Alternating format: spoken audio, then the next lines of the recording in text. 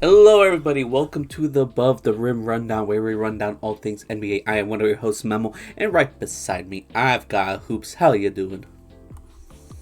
What's going on, man? Overall, I've been doing good for the most part, I will say, just getting through in life. Same old life routine per usual, work, gym, and not a whole lot after. But yeah, overall it's been going good, I will say. How you been?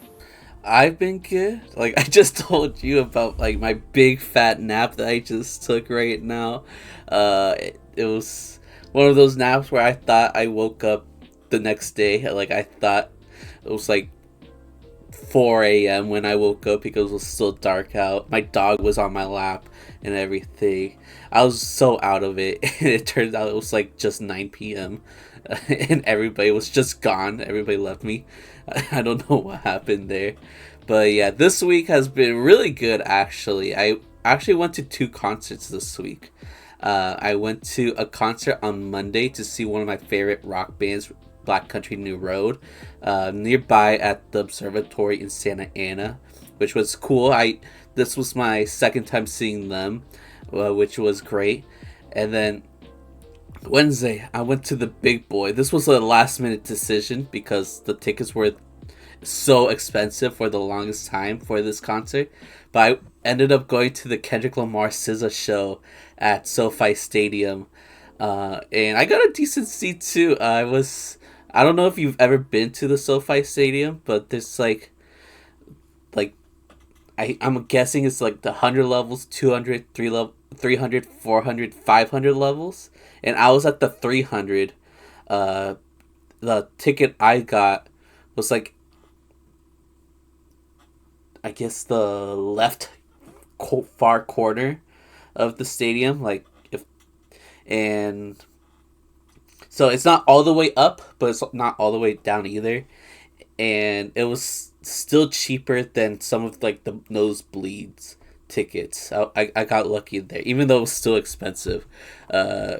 It was like, well, with like parking and fees and everything, it ended up being 300. The parking was $55. That pissed me off, but uh, Oh, wait, did you park at the official SoFi parking I lot I or? did I did because I Oh, okay.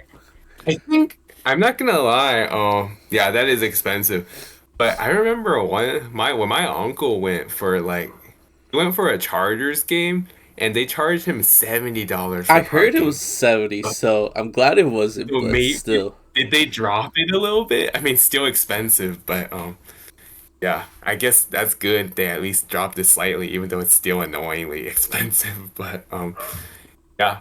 Um, That's really cool though. You were able to find your way out there because I know like obviously such a popular event is not gonna come cheap and sounds like it still wasn't cheap, but for the price that you went, it seemed okay, honestly, Yeah, for such a high caliber event, honestly. yeah, it was definitely worth it. Like Kendrick is my goat at the moment. Like I think he's the greatest rapper of all time.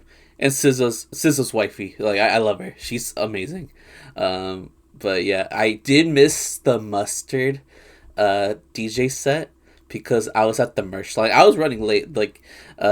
Traffic was so bad. It was an awful driving experience going over there to Inglewood.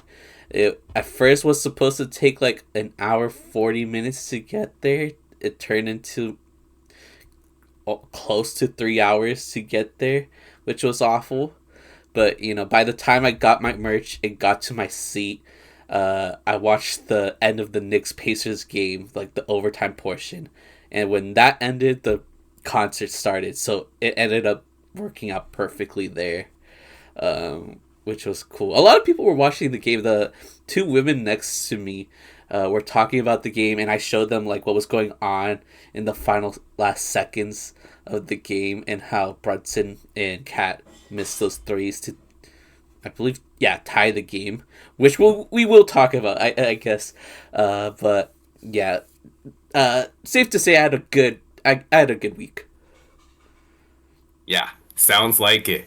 And when you get the chance, you should send me some clips from the Kendrick Oh concert yeah, because I wanna see how good it was. I mean, I'm sure it was great, but like, it'd be cool to see some cool stuff. yeah. I'll definitely send you some. I recorded like a bunch.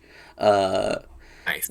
the only issue from where I was at is that like there was like a light post thing, to show the Oh, light effects for the stage, and that was blocking part of the stage, not the whole thing, but like maybe like 25% of the main stage, which sucked. It doesn't help mm, that, since I was pretty far, uh, and they were really tiny. They were easily blocked at some points, but other than that, it was good. Like, Lizzo was there too. Lizzo performed a song with SZA, which oh, was a cool surprise nice. That's guest. pretty cool. Yeah, I Yeah, not gonna like I do like her music, and she lost a lot of weight. Like I knew she was like I uh I heard about that. dieting, and there was the Ozempic rumors and stuff like that. But she looks great. Yeah, I heard that she has been on a very long, sustained late weight loss journey, and respect to her. Honestly, she looks like she's in great shape right now, still doing great with her music, and yeah, shout out Lizzo. Yeah, shout out Lizzo. I guess shout out the Pacers for that game for winning it. We'll talk about that soon, because in this episode, we will be talking about I guess the beginning of both Eastern and Western Conference Finals. Um, Before we start, has this been a very surprising start to you, or what? Because like both series, one team is winning 2-0. Are you surprised at all?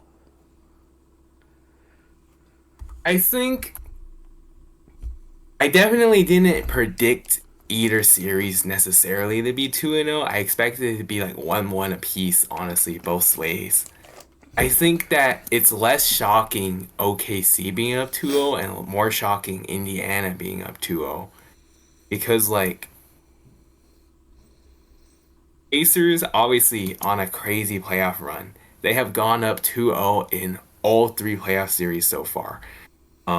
First one against Milwaukee, they had home court advantage, so you're thinking, maybe not that crazy. Last series though, go up 2-0 on the 1 seed Cavs, and in this series go up 2-0 on the 3 seed Knicks that just upset the defending champ Celtics. Definitely been very impressive.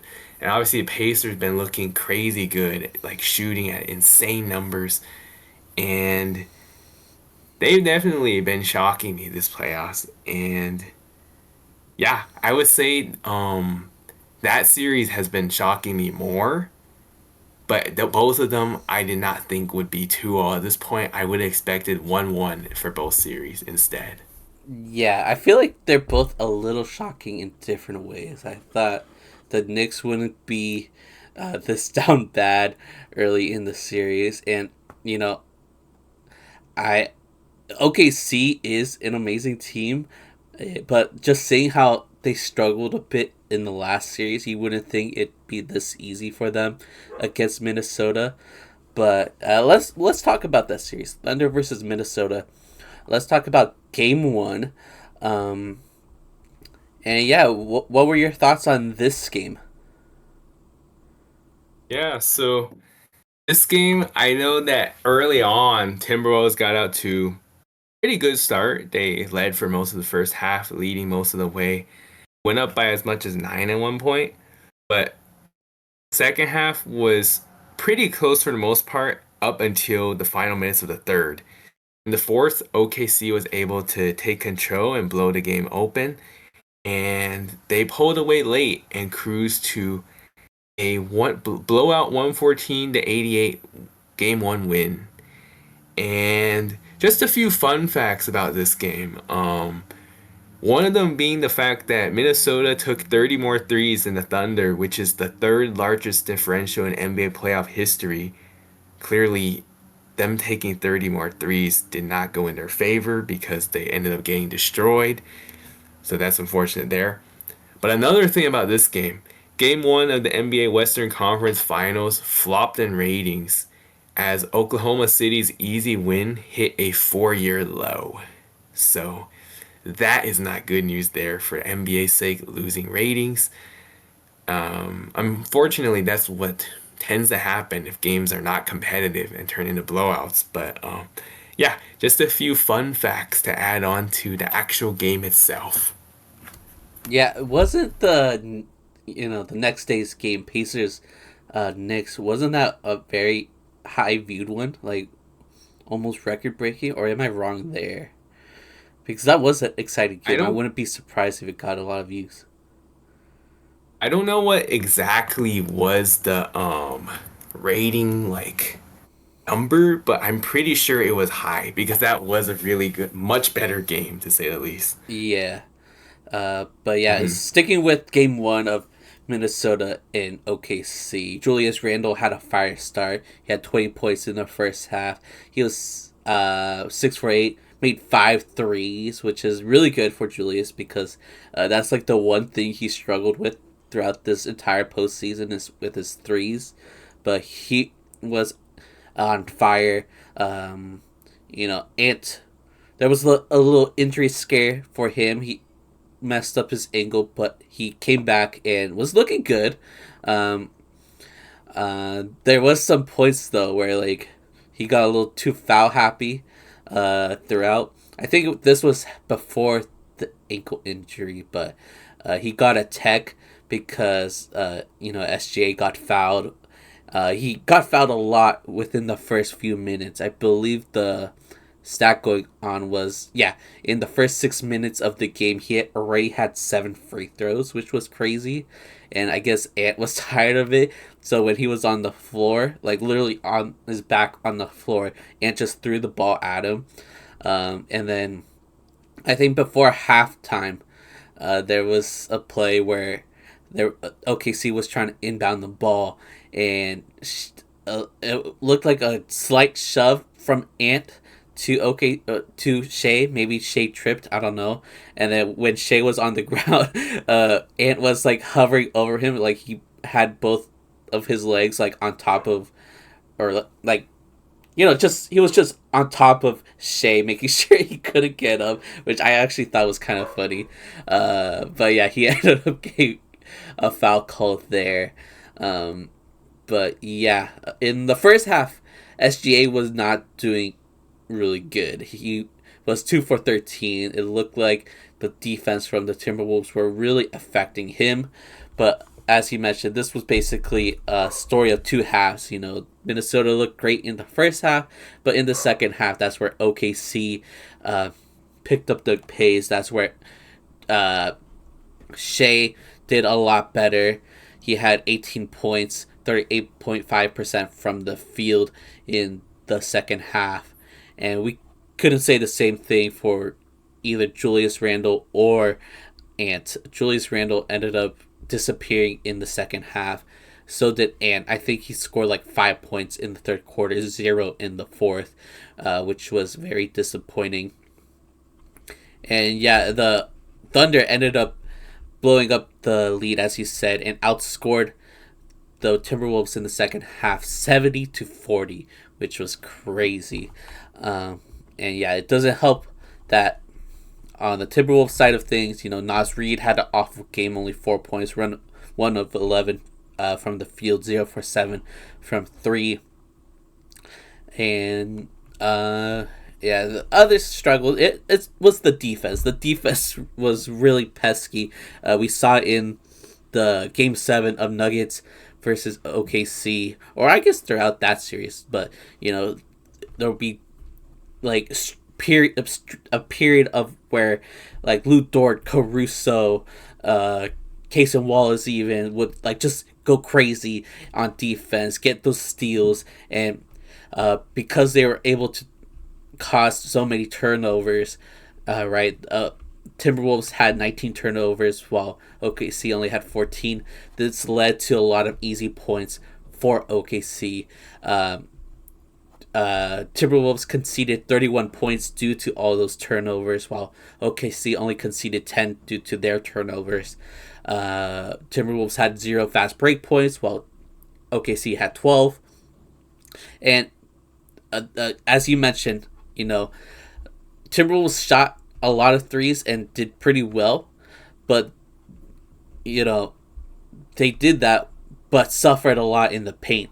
OKC had 54 points in the paint. They got a lot of easy baskets, while the Timberwolves only had 20 points in the paint. So clearly, the Timberwolves just couldn't handle OKC's defense, couldn't handle the fast break opportunities that the Thunder had, and the Thunder took advantage of that and were able to score a lot of high, uh, efficient shots. So, shout out to the Thunder for winning Game One. Is there anything you want to mention in Game One, or should we just move on to Game Two? Um, Not too much to mention aside from the fact that it was a really disappointing collapse in the second half by the Mm-hmm. Timberwolves. After looking really good in the first half, they did not look like a team in the second half. And so then the Thunder just blew the game absolutely open. Went from a nice, competitive, entertaining game in the first half to a absolute snooze fest. Well, really, it was pretty good up until late in the third, but fourth quarter was just painful to watch, to say the least. So I would say more so disappointment seeing what the Timberwolves just collapsed that badly in the fourth quarter, honestly. Right. Um. All right. I guess it's good to a good time to move on to Game Two. What were your thoughts on this game? Um, Even worse than game one. Yeah. Um, because game one, the Timberwolves at least jumped out to an early lead and led for a little bit. This game, they did not come out ready to play at all. Matter of fact, the biggest lead they had the entire game was only 2 points. Now, the game was close for a good while. Similar to game one, OKC really pulled away in the third quarter. They jumped to as big as a 24-point lead late in the fourth, and Timberwolves tried to come back, but they weren't able to do it. OKC hung on for a 15-point win to go up 2-0 in the series, and that was because of key contributors from their main core. SGA was 38 points, J Dub was 26 points, Chet was 22 points. For the Wolves, Ant put up 32, McDaniels put up 22, Nikhil Alexander Walker put up 17, and Naz Reid put up 10. Rudy Gobert was non existent this game. He only scored 5 points on only 2 of 5 field goals. So, yeah, they clearly needed more from him, as well as other guys needed to step up that didn't. So, oh, OKC finds themselves up 2-0, and Timberwolves looking like not looking very good at the moment. And it's looking a little bit like deja vu of last season, how they had a really great season and then came the Western Conference Finals where they just look lost against their opponent. Now, the only difference was last year they went down 2-0 after two home games with home court advantage. This year they go down 2-0 as the underdog. So, it's not impossible for them to come back. It just seems very unlikely, especially because of how much they've been outplayed and because OKC is just so deep from top to bottom. And I do expect the Timberwolves to play better at home. They'll probably win game three or game four. I don't think they're going to get swept. If they do, that'd be really disappointing. I don't know if they'll be able to win both home games, but I feel like they'll be able to win at least one home game to extend and make the series go back to OKC. But if they do not make some major changes, it might be OKC in five. I hope not, though. I want it to be a competitive, entertaining series instead of a blowout series. But right now, OKC just looks like the clear-cut superior team, and I will say this series has definitely been a bust so far because I thought it was going to be close, competitive, entertaining, but it's been pretty much blowout snooze fest, honestly. Yeah, So I hope that they get closer. I agree. Like, you think on paper, Shea versus Ant, this is gonna be a super super exciting series to watch, and there's been points where it's been fun. I think in the second quarter of this game, Shea and Ant were trading baskets. It was really fun, but yeah, unfortunately, OKC ended up destroying with the MVP of the league. It's official now, playing like the MVP of the league, had 38 points, 3 rebounds, 8 assists, 3 steals. Very good game from him. As you mentioned, Chet and J Dub had great contributions as well, which is huge because, I've talked about it. We've talked about how important it is for J Dub to have these great games in order for them to win the series, and so far so good. He's been looking great. I unfortunately can't say the same for Julius Randle. This was by far his worst game in this year's playoffs. 6 points, 2 of 11 from the field, disappeared. Like the last 6 quarters, if you count this entire game and the two quarters from game one, awful for Julius Randle. Awful basketball, which is kind of surprising now because this playoff run for him has been amazing. He looked phenomenal in the first 2 series, but now he looks like Knicks Julius Randle. A playoff Knicks Julius Randle, which is not what the Timberwolves need. Like, this is the worst time for him to have these horrible quarters, this horrible game, because you're against the best team in the league. You need to be at your A game, and unfortunately, the defense was probably too much for him in this game. We know OKC has such an amazing defense that's honestly very fun to watch. It is a great, but yeah, in this game, I believe the third quarter is where they ballooned the lead, and it seemed like there was no coming back. It got to the point where the Timberwolves were clearly frustrated, and Jaden McDaniels ended up just shoving Shea to the ground, I believe, in the fourth quarter. But yeah, great win for OKC. They are 7-1 at home in this year's postseason.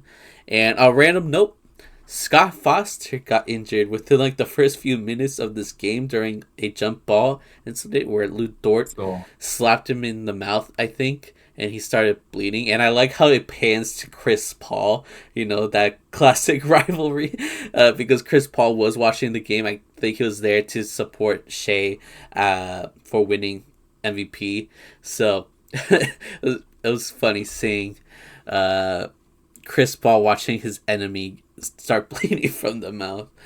But yeah, um, he was probably laughing deep down, but the probably. cameraman did not want to show him due to um scrutiny, I guess. Yeah. But yeah, OKC is looking very dominant in this series, and it's kind of validating in a way, although I want this to be a longer series. You would think the Thunder would dominate throughout this playoffs, which is something I talked about, and I got flamed for it on TikTok the other day. I was this was my I made a TikTok covering how OKC beat Denver in Game 7, and as like a one-off line, I said you would think OKC would just run through the West, but Denver gave them trouble. That's all I said. And then this one dude said, I don't know ball. And nobody thought the Nuggets would get blown out by OKC, which is not what I said. Those words, I did not use those words specifically because I knew Denver would not get blown out by OKC throughout the entire series. But that's what he thought I said, and I tried explaining to him, but he was so stupid and dense that he just could not understand what I was trying to tell him. I gave him examples on why I thought running through the West is different from me saying that specifically the Denver Nuggets would get blown out in every single game, which is what he thought I was saying. Um, but no, he wouldn't have it. He was not having it. He was saying that I need to do better at taking constructive criticism, even though, well, what's constructive of saying you don't know ball? What's the constructive criticism there? It was honestly so stupid that I had to stop responding to this guy because he did not know what he was talking about. He was obtuse. Like, he is genuinely super stupid, and was not understanding what I was trying to say. So, fuck that guy. Like, it was such a stupid comment, and I thought I was doing a good job trying to clear up, but he was like, no.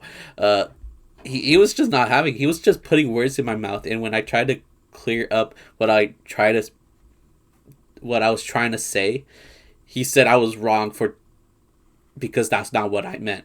But like, how would you know what I meant? Wouldn't I know what I meant? So yeah, stupid comments. TikTok has some wild actors out there, I guess. Wild NBA fans. Like, I remember getting flamed for saying Rudy Gobert is gonna be a Hall of Famer one day, as if that's a hot take. Um, but yeah, the dude, I think, thought it was a hot take, I guess, in general, that I thought the team that won almost 70 games this year, that had 16 more wins than the second seed, wouldn't struggle that much in the West. But I guess that's a hot take. I don't know. Is it a hot take to think that the team with No, I don't think so. I mean, I think everyone thought that OKC was gonna be way more dominant, exactly. looking like the clear cut best team in at least the Western Conference, if not the entire league. But they were struggling against the Nuggets, which credit to the Nuggets Yeah, obviously for staying competitive. I mean, David Adelman really changed the identity of that team, going from why the hell did y'all fire Mike Malone to maybe you guys made a good move there type. So yeah, honestly, there's literally nothing bold about the comment you made because OKC probably should have ended that series 6 games max, probably in five, but ended up going the full length. So yeah, I really didn't see anything bold about the comment about OKC should have been more dominant. It's not like you said that they are not a good team. exactly. It's That not would have been even, totally different. like I said, Denver specifically would uh be no issue for OKC. I didn't say that at all. I just said the Thunder would just go by the West pretty easily. That's it. It was a one-off comment. It wasn't the point of the video. I was just recapping the series, and he just got offended, which is crazy because I wanted the Nuggets to win at the end of the day too, but I guess he got sensitive. I don't know. It was funny, but it got me mad because, like, what are you doing? Like, you don't know what you're talking about. Uh, but yeah, I'll leave that there. I really wanted to rant about that because, yeah, it makes me feel smarter. I'll say that. Like, that's the biggest takeaway I got from that. It makes me feel smarter. It reminds me that there's a lot of stupid people out there that don't know what they're talking about. And I'm not even saying I'm an expert, but like, if you can't comprehend the simple vocabulary I'm using in order to talk about a basketball game, then yeah, you need to work on your media literacy. You need to go back to school. You need to do better. But yeah, I'll leave that there. Yeah, feel you on that. There's a lot of low IQ people out there that get offended over the dumbest things possible. So when you see those people, it definitely makes your own intelligence level go all the way up for sure. So feel you on the made you feel smarter part. For sure. But yeah, let's finally talk about this Knicks Pacers series because um yeah, this is by far the better series. Like, usually we say the West Coast is the best coast, Not in this Eastern and Western Conference Finals. So far, it's been the East Coast that's been the Beast Coast, I'll say. Especially Yeah. Game 1. Game 1 was super exciting. Would you like to cover that one? Yeah, game one was a very exciting game. So, a little bit of a game shifts in this game were pretty crazy. I mean, like to start, Pacers went off to a strong start. They went up by as much as 7 early in the first. Then came the second quarter when the Knicks just saw momentum in their favor. However, it was still a close game. The Knicks led by 7 at the half, and the third quarter remained a close game. Knicks were only up by 4 at the end of the third, but it was in the fourth when the Knicks went on a run and were able to go up by 17. And this is where it looked like they had pulled away and secured a game one victory, or so we thought. This is where comes those feisty Pacers orchestrating a comeback like they have been doing all playoffs long.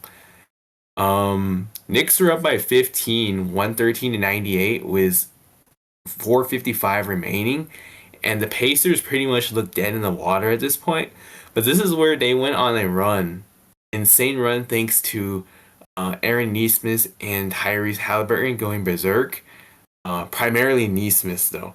Nesmith made 6 threes in the final 5 minutes of regulation on a perfect 6 for 6 attempts. Pretty much just like beast mode, like going playing like Steph and crazy. So this is where final go down to the wire. Final possession of regulation, down by 2. Tyrese hits a huge step back to force the game into overtime. And so then in overtime, the two teams traded several jabs. There were several lead changes. With 36 seconds left, Knicks are up 135 to 134 thanks to a Brunson floater. Then came the following possession for the Pacers. Embiid gets a layup to put the Pacers up 1. Following possession, Knicks had a horrible possession when OG throws a bad pass out of bounds. So then the Pacers get the ball back. Knicks were looking to foul, but instead the Pacers got an easy dunk to extend their lead to 3. And so here was the last chance for the Knicks, which Memo talked about briefly earlier. So Brunson puts up a 3, airballs it badly, then Hart grabs a rebound and throws it out to Cat, who misses a 3 of his own. Mikhail tries to grab the rebound, but fumbles the ball out of bounds with only 0.2 seconds left. And at this point, the game was obviously over because obviously the Pacers literally just had to inbound the ball and the game would be done. And that's literally what they did. I mean, like, Tyrese just literally handed the ball to Cat, knowing that the situation was literally inbounded and you're good. And that they did. And it's funny because the commentators, I think it was Reggie Miller, who was literally saying, like, if I were Tyrese, I would just hand the ball to Cat. And it's like as if he heard him and literally did that. So that was pretty funny. So anyways, Pacers steal game 1, 138 to 135. Another insane comeback for the Pacers this playoff run. That's like 3 very crazy late game fourth quarter comebacks for the Pacers.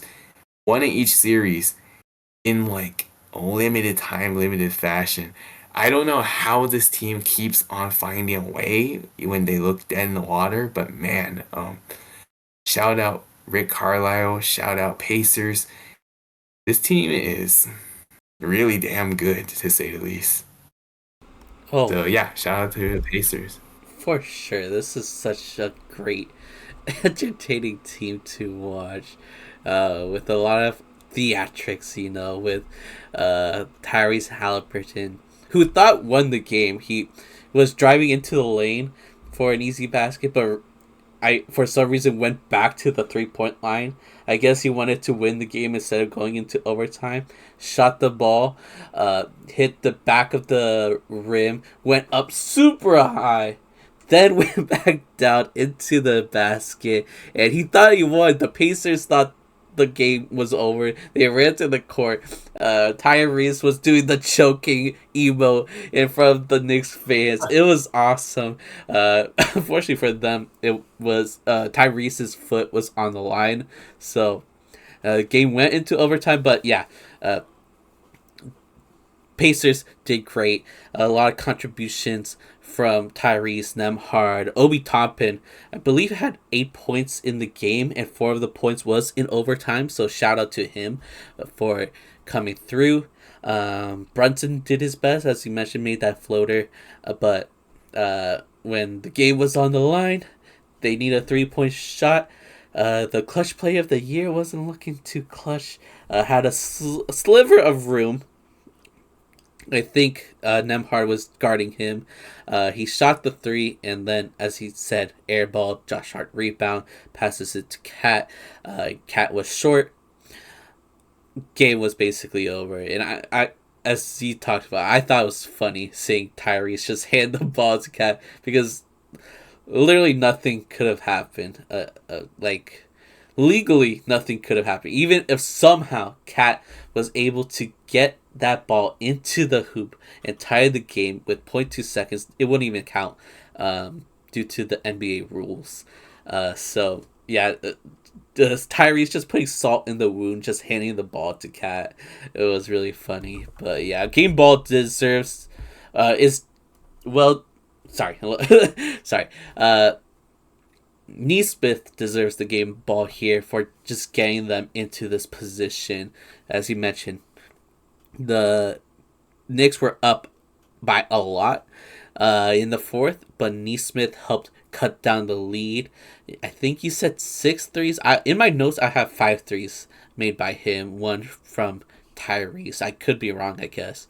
But either way, he was looking like Steph out there. He's probably the biggest reason why the lead got cut, and they were able to take this game into overtime.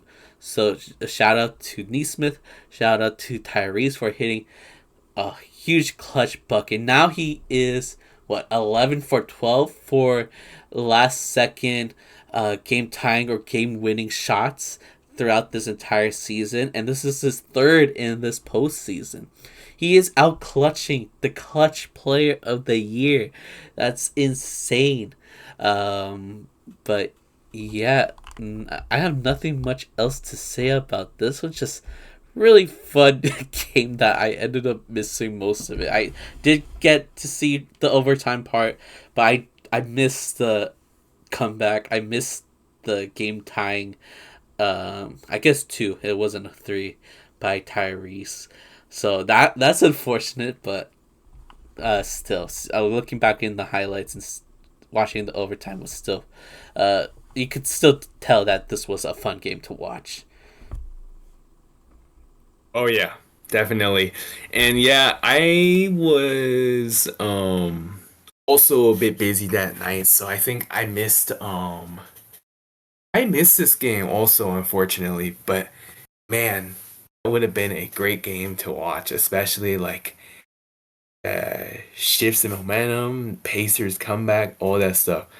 Um, I, I mean, I was rooting for the Knicks, but like this Pacers team is pretty fun to watch. Like honestly, it's like I'm disappointed the Knicks lost, but at the same time, like I'm also happy for the Pacers. It's one of those types. Like I have my preference, but I'm also semi-neutral.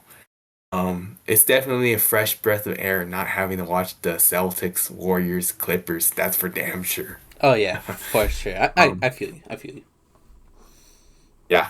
So honestly, yeah, Pacers have been looking really good, really impressive, and if they are able to pull off this championship run, man, this is gonna be a fun narrative for sure. Hmm. And honestly, like the way they have been playing right now, like I wouldn't be shocked if they did. I mean, that's another story, maybe like next week or the following week once these series are over with. But I think they might have a chance to do it, honestly. So we will see what happens. Yeah, I wanted to ask you this after covering game 2, but might as well ask now. Uh, out of what was I gonna say?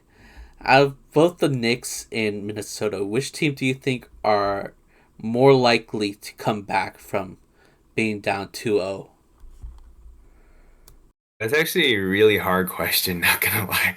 Because right now, I don't think either of them are going to do it. But if I were to try to say which team has a better chance at doing it, that's actually a really damn tricky question. Because, like, I would say the Knicks. At the same time, like, the Pacers have been looking so good, I highly doubt they're just gonna collapse. They, like, really, for the Knicks, they absolutely need to win game three. If they could find a way to win game four and then go back to New York tied, that would be huge. I mean, Cavs tried to do that. They won game three in Indiana, but then they just got absolutely blown off the roofs in game four. So that didn't go as planned. Um, Milwaukee tried to force a game six after a game five in Indiana that they looked good, and that didn't go as planned either. So I don't know if the Knicks will be able to do it, but then again, I don't know if the Timberwolves will be able to do it either. But I will say this: Timberwolves about to have two home games might improve their odds of potentially getting the series closer in the meantime.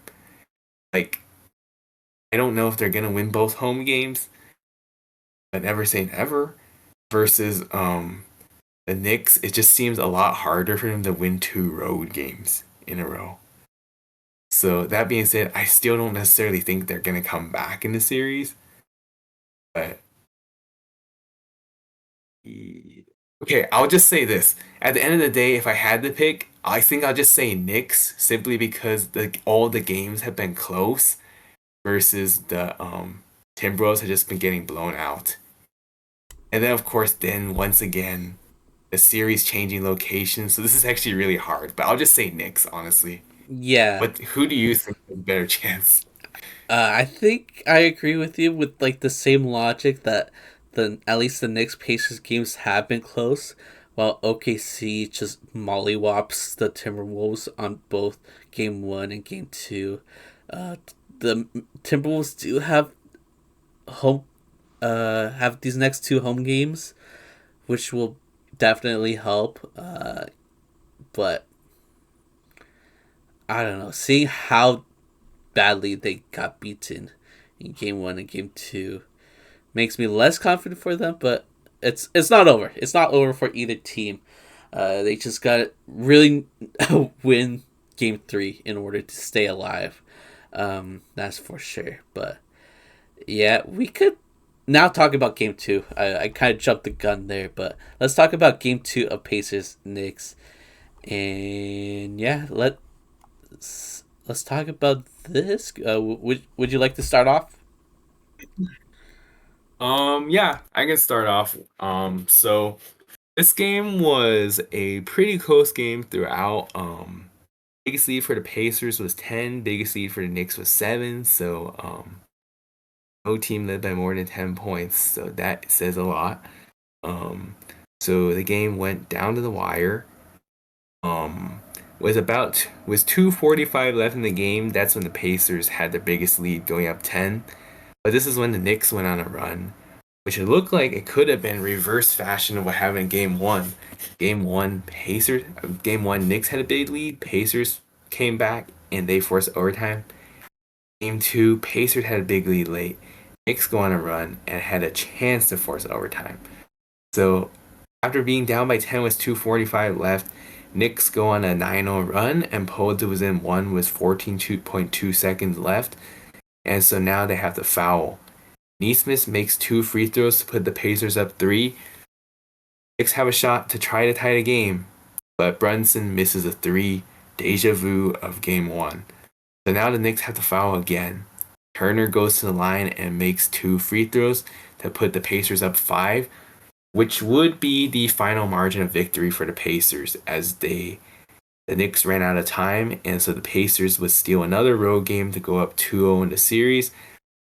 And this is where the impressive playoffs run for the Pacers continues. Key reason why they were able to win this game, Pascal Siakam was a playoff career high, 39 points. Miles Turner was 16 points, Tyrese had 14, Nembhard and Nesmith had 12 each, and McConnell had 10.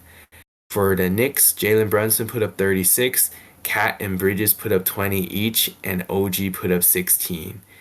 Fun fact for this game, Rick Carlisle now moves up to number 10 all time on the NBA's playoff coaching wins, eyeing Casey Jones with 81. So shout out to Rick Carlisle for a really impressive accolade, and the Pacers as well for now having a 2-0 lead for the third straight series this playoffs, inching closer to their first NBA Finals appearance since 2000 when they lost against the Lakers in 6 games. Maybe, just maybe, they have a different result this time. We'll see. Yeah, shout out to Pascal Siakam. Deserves the game ball here. 39 points, 5 rebounds, 3 assists. As he said, playoff career high for him. Was really carrying the team in the first half. Had 23 points in the first half. There was a point where Siakam had 21 out of the 31 Indiana Pacers points. So he was desperately trying to carry, especially since Tyrese was having an awful first half. Only had 2 points, 1 for 7 from the field, 0 of 4 from 3. So not great for him. But yeah, Siakam was carrying and was able to keep the game close. It was 52 to, I think that's wrong, 52 to 59. I think it's 52-49. I think it's a typo on my end by halftime. So in the second half, the rest of the Pacers started to contribute a bit. It was still close by the third quarter, or by the end of the third quarter. I think it was tied 81-81 by the end of the third. But in the fourth, that's where the Pacers really locked in. They ended up getting a 10-point lead at one point in the fourth. Miles Turner, what did you say? He had 16 points in this game. I think so, yeah. He had what was I just 13 of his 16 points was in the fourth quarter. He was really contributing there.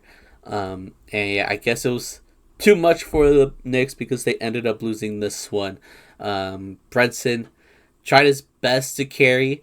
Unfortunately, he shot this really horrible timed deep three to tie the game. Like, he still had sometimes 7 seconds left after he shot that three.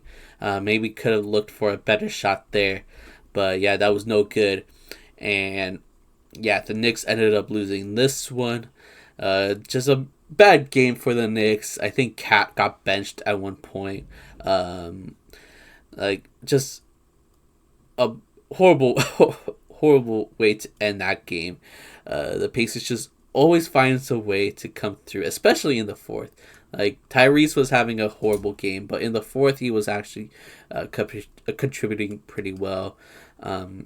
Siakam was great throughout the entire game. Like, this was a great win for the Pacers, and they look like they're on their way to the finals, which is gonna be pretty cool to see. You know, right now it's looking OKC versus Pacers at the moment. It's too early to predict, but what's your favorite between those two? I mean, on paper, we think OKC, but to be honest, with the way the Pacers have been playing right now, I might pick them to win. Honestly, like, this team shows like no signs of quit whatsoever. When they look dead in the water, somehow, some way, they find a way to come back and win. I don't know how they do it, but they find a way. So, like, honestly, if the Nuggets were able to push the Thunder to the limit, I wouldn't be shocked if the Pacers were able to take them down, honestly. And not like as if that's like a knock on the Nuggets, because Nuggets are a good team, but like I think the Pacers are probably a better team this season. So I wouldn't be shocked if the Pacers found a way to win it all, honestly. And if so, that would be quite a underdog story.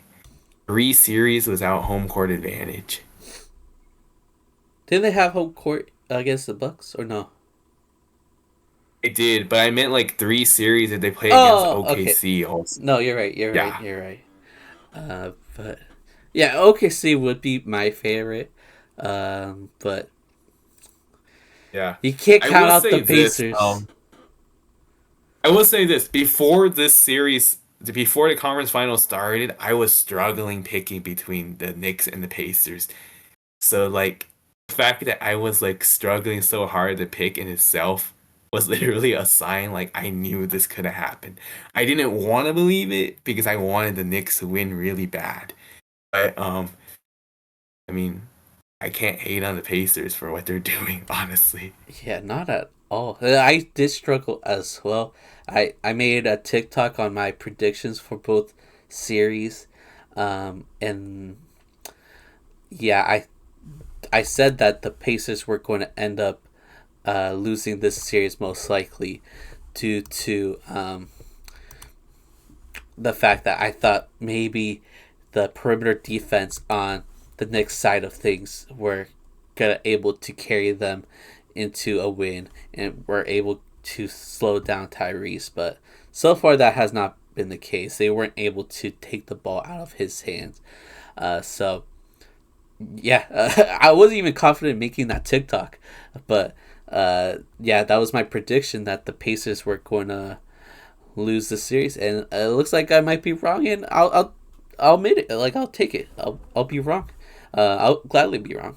But yeah, so far, very great series. I've been enjoying this one, even though I missed parts. I missed game one, which is unfortunate, but still, exciting series. And yeah, anything you want to say before we move on to some news? Yeah, I would just say, even though both of these series are not necessarily the competitive series, in terms of how do we call it? I guess status, if you want to say like what the current series status is. Obviously, both of them are 2-0. Not necessarily what we want. It would be better if they were both 1-1s. But at least the Eastern Conference, both games have been close, competitive, entertaining. Western Conference, not so much. So hopefully, series going to Minnesota, Western Conference can get a little bit more competitive and exciting. And I do hope that the Knicks can extend the Eastern Conference as well. So also we don't get a blowout there. So yeah, honestly, just hoping for the 2-0 series to get a little bit closer for us NBA fans' sake also. I mean, the more games, the shorter the off season, right? So that's also a plus there. So yeah, definitely hope for a good game 3 and game 4 for the conference finals. Yeah, let's see if Minnesota or the Knicks are able to come back, but we're gonna have to wait and see. But let's talk about some news. We got a lot of teams announced this week, so we'll go through them and also talk about like our predictions, whether we were able to predict correctly. And spoiler alert, I wasn't able to predict uh, any of the teams perfectly, but I don't think I did too bad. So let's talk about the rookie teams. They were both released earlier this week. In first team, it was Stefan Castle, Zach Edey, Zachary Risachet, Alex Sarr, and Jalen Wells. In second team, it's Modest Buzelis, Bob Carrington, Donovan Clingan, Yves Missy, and Khalil Ware. Um, how did you do? How was your predictions? Were you close? I was pretty good on. I was pretty close, I will say. First one, I think I nailed that one. Actually, yeah. First one, I actually predicted it really good, like perfectly. And the second one, I was close, but I had one name off. So, shall we? How should we do it? Shall we reveal what we predicted Yeah, you go once first. again? You reveal Okay. what you predicted. Yeah, so for my NBA first team, I predicted Stefan Castle, Zachary Versace, Alex Sarr, Zach Edey, and Jalen Wells. And it looks like that was exactly what happened. So our prediction there. Um, Second team, I was close, but I was one off. My second team prediction was Khalil Ware, Isaiah Collier, Leaves Missy, Bub Carrington, and Donovan Clingan. So I pretty much got everyone except it was Matas Buzelis instead of Isaiah Collier. So overall, 9 out of 10. Not too shabby, not too bad, That's a good honestly. score. That's great.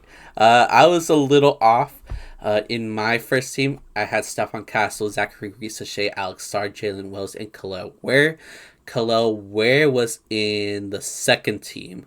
Um, I was missing Zach Edey, who was in my second team. So, uh, yeah, as I just said, in my second team, I had Zach Edey.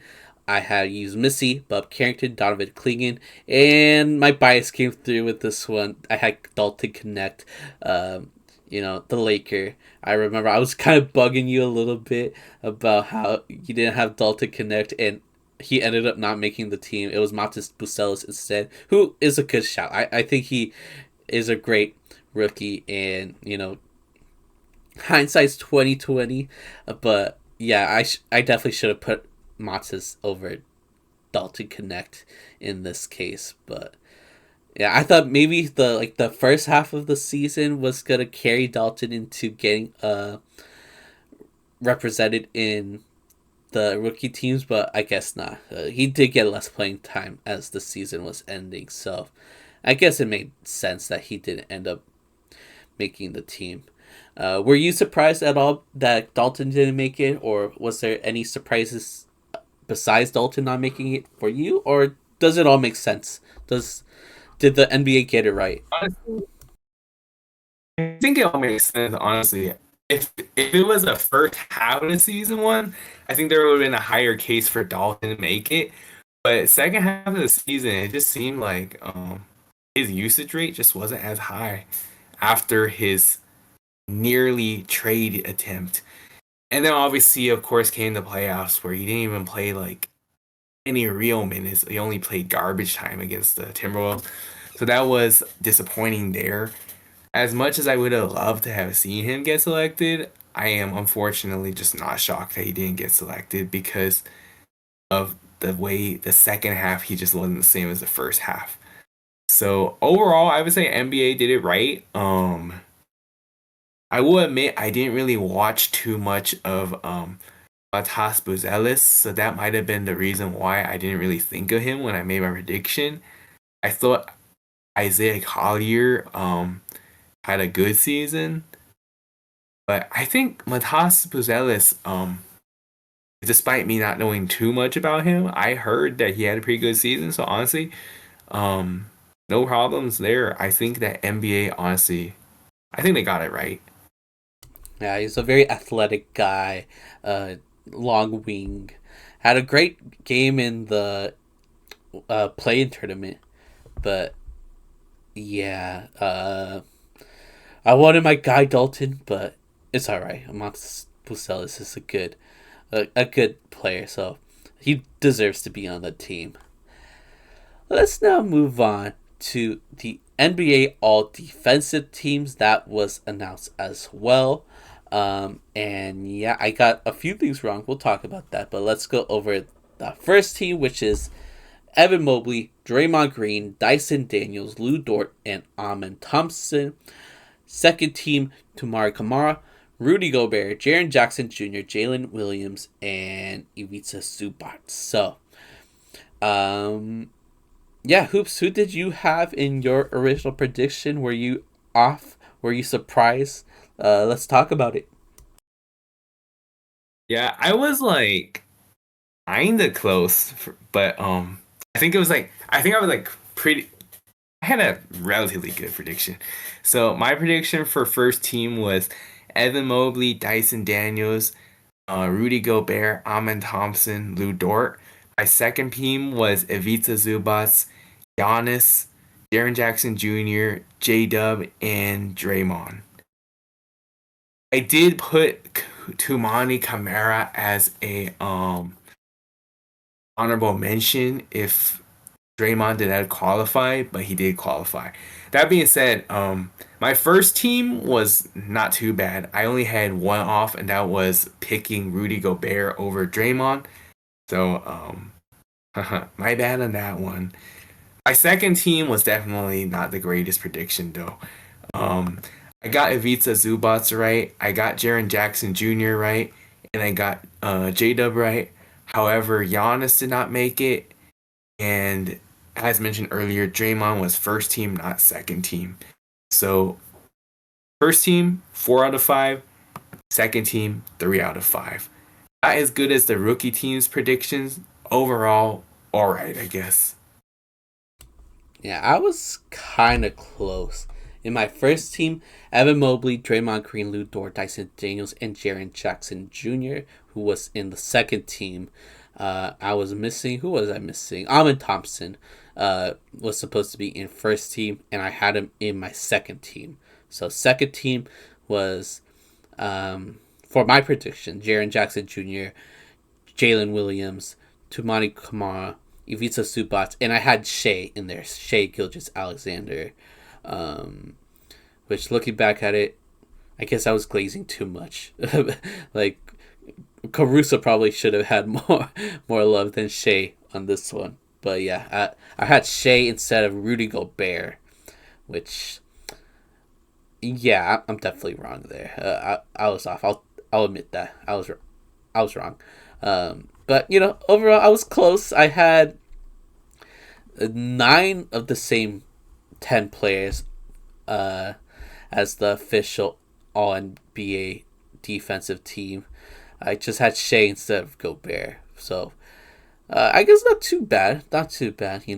Some of the players were in different teams, but other than that, I don't think that was too bad. Any surprises for you at all? Like any honorable mentions? I feel like it made sense. I feel like the NBA got it. Yeah, I think it all makes sense. Obviously, my predictions had some accurate, had some off, but overall, I think NBA got it. I mean, like there were some guys I picked based on like somewhat, I guess, like you wanting them to make it, but I think the NBA got it right, honestly. So nothing much to say there. I guess the one thing I'll say is that it's kind of surprising how the first team isn't just big men like last year. Last year there was like 4 big men, and then who was it Herb Jones that was in first team last year? I think that's who it was. It was a single wing from the Pelicans. I think it was Herb Jones. Um, so this year it's Evan Mobley as the tallest guy in first team. Draymond Green is, I guess, a big man, but he's kind of he does it all basically. He's also a perimeter guy. Dyson Daniels is a perimeter guy. Luke Dort is. Amin Thompson. So the perimeter guys are getting a lot of love in this first team, which is cool to see. Sir, definitely agree on that one. All right, let's now talk about All NBA. That was announced, I think, today as of recording. And yeah, there were some surprises, but the first team we both got perfectly, which was the obvious one. Like we even talked about that was obviously gonna be the case. But yeah, in first team, it was Shai Gilgeous-Alexander, Nikola Jokic, Giannis Antetokounmpo, Jason Tatum, and Donovan Mitchell. We both got that one. In second team, Jalen Brunson, Stephen Curry, Anthony Edwards, LeBron James, and Evan Mobley. I did get that one wrong. I guess I'll talk about that later. And then third team, Cade Cunningham, Tyrese Haliburton, James Harden, Carl Anthony Towns, and Jalen Williams. And this one to me was there was some very surprising decisions made. But yeah, Hoops, I'll have you go first. Go over your predictions and how right and or wrong you were. Yeah, so obviously first team absolutely nailed it. So probably don't really need to say it again since we already mentioned that. Second team I had predicted was LeBron James, Steph Curry, Cade Cunningham, Anthony Edwards, Evan Mobley. Third team I predicted was Alperen Sengun, Jalen Brunson, Kevin Durant, Karl Anthony Towns, and Jalen Williams. So, second team, I got not too bad, honestly. 4 out of 5 correct. The only one I didn't get was I predicted Kate Cunningham to make the team over Jalen Brunson simply due to number of games played, I think, mostly. And then third team, I was a little bit actually very off there.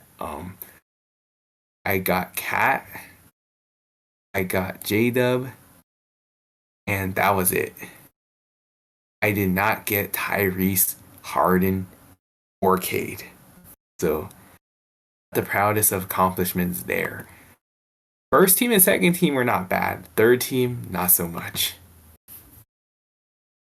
Basically the same story here. I got the first team correct.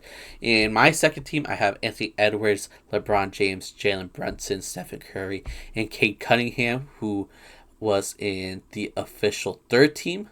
I didn't have Evan Mobley in my second team, but I did have him in my third team.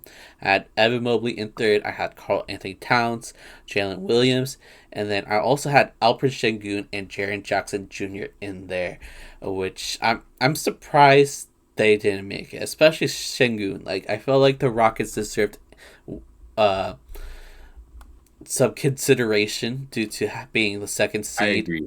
in the West, but they had James Harden over Alfred Sengun, which I feel like that's a little crazy. I know he had a Don't like good that. season. He's a good point guard, not as efficient as a prime Harden though.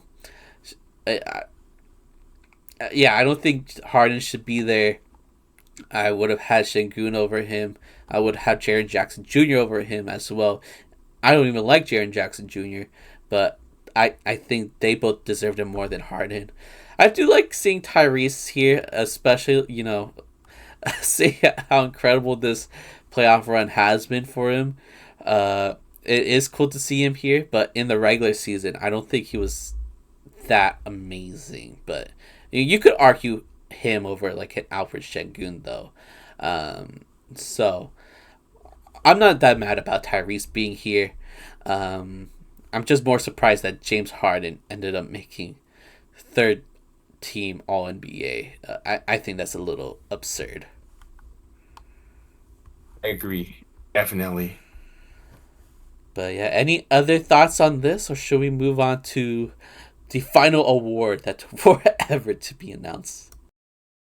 I think for the most part, similar to you, I think that Şengün should have made it over Harden, for example. Harden had a good season, but like Şengün was definitely more deserving. I will say this. I am not at all upset that Tyrese made the team. However, I am kind of shocked because he did have a little bit of a down season in the regular season. Obviously, in the playoffs, he's been a lot better. Still a little bit up and down. He'll have a great game and then he'll have a bad game, so forth. But was a little bit shocked there, but honestly, not too mad about it. I will admit some of the guys that I picked on the third team, I Well, I guess it was mostly the fact that I interchanged Brunson and Cade, and then I picked KD even though technically he kind of had a down season too. So aside from the Harden thing and maybe a little bit of the Tyrese thing, I thought that for the most part these teams were reasonable. Yeah, yeah, I agree. Let's talk about the final award, the MVP award, and that goes to Shai Gilgeous-Alexander, as we already talked about in this episode. He averaged 32.7 points per game, 5 rebounds, 6.4 assists, 1.7 steals, 1 block, 51.9% from the field, 37.5 from 3. He had 71 first place votes. Jokic was second, and he had 29 first place votes. But yeah, well deserved by SGA. You know, he led the OKC Thunder to a 68-14 record, almost 70 wins there. Scored 50 plus points 4 times this season, even got a career high 54 points. I was rooting for Jokic. I thought Jokic was just simply the better player throughout the season. He averaged nearly a 30-point triple double, which is crazy. 29.6 points, 12.7 rebounds, and 10.2 assists. He's just the third guy to average a triple double, so I was really rooting for him. Giannis got third place in the MVP vote, and he had a good case himself. He had 30.4 points per game, which was sixth throughout the entire NBA. 11.9 rebounds per game, had 6.5 assists, 1.2 blocks. He shot 60.1% from the field, and this is his second straight year shooting over 60%. He had an impressive season as well. Impressive, like, playoff run too. I know he ended up losing to the Pacers, but he was balling out when he was on the floor. But yeah, I wanted Jokic, but I knew SJ was gonna win it, and he did have an impressive season. So shout out to him. Yes, sir. Definitely think that SGA was deserving of winning the MVP. Maybe, just maybe, Joker was a victim of voters' fatigue. Because you can definitely argue that maybe he should have been more worthy of winning it. However, I think Shea was worthy. He had a really good season. Obviously, you're comparing a 1 seed to a 4 seed, so the chances are they're probably going to give it to the 1 seed. Um, and yeah, I'm not mad about it. I will say what was kind of funny. Did you see that Mike Malone was an analyst for ESPN? And then he mentioned how he thinks that Shea was definitely the clear cut MVP, pretty much indirectly throwing shots at Nikola Jokic. And I just thought he just looked really funny because, like, one, he was in a suit and as a commentator not long after getting fired. Two, trying to talk like a smartass and throwing shade against his former team, former star. So I thought that was funny. But then I saw what else was funny. Do you want to talk first? Well, yeah, I was gonna save you there because, to be fair, the next time, like I don't know if it was the next day or the next time, OKC played, but he did clarify saying that he did vote for Jokic, for MVP. Um, Mm. I actually didn't hear about that part. yeah, that's why I wanted to interrupt. Oh, okay. Yeah. Well then at least he cleared the air there. But I did think what else was funny. George Carl. So he tends to post a little bit on Twitter. So he put up a post that said, I think that Nikola Jokic was clearly the MVP this season, and I do not think it was remotely close. Apparently, I'm the only former Nuggets head coach that believes this still. So I thought that was funny. He threw a shot at Mike Malone for like contrasting opinions. But yeah, that was some funny former Nuggets talk for their MVP considerations. But overall, though, going back on topic, I think that there's definitely a good case for either guy that could have won it. I mean, both had really great seasons. You could argue maybe Joker's was a little bit better, but at the end of the day, though, Shay's season was really good. Obviously, he was a huge reason why they were able to be carried to the 1 seed in the West. So honestly, I'm not mad that Shay won the award. I do think that whether it was voter fatigue or not, it is definitely a fresh breath of air to see a new candidate for sure. So shout out to Shay for winning the MVP. Yeah, I believe now it's been 7 years in a row where there hasn't been an American MVP. So that's an interesting stat there.